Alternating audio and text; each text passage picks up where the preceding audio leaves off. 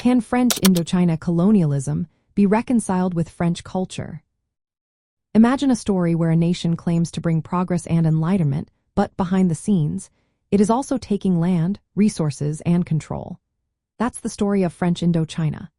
France started controlling Vietnam, Laos, and Cambodia in the mid-1800s. They said they were on a mission to civilize these lands. The idea was that French culture was superior and should be spread to these regions. They believed they had a moral duty to bring education, law, and infrastructure.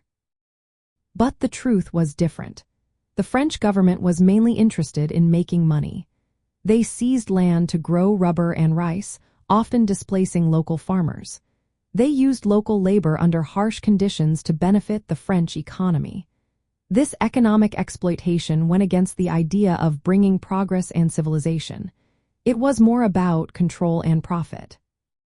In terms of culture, the French introduced Western education, legal systems, and built railways, hospitals, and schools.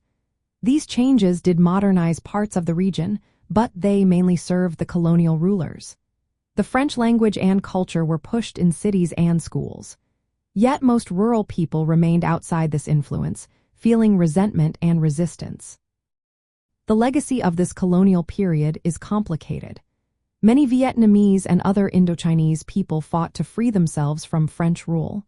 They wanted independence and to preserve their own cultures. Some leaders adopted French ideas and education to help their cause, but they rejected the idea that French culture was better.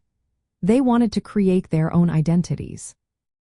Reconciliation between French colonialism and French culture is hard to see clearly. The ideals of liberty and equality that France claimed to stand for were often ignored in Indochina. The colonial experience showed a gap between what France said it believed and what it actually did.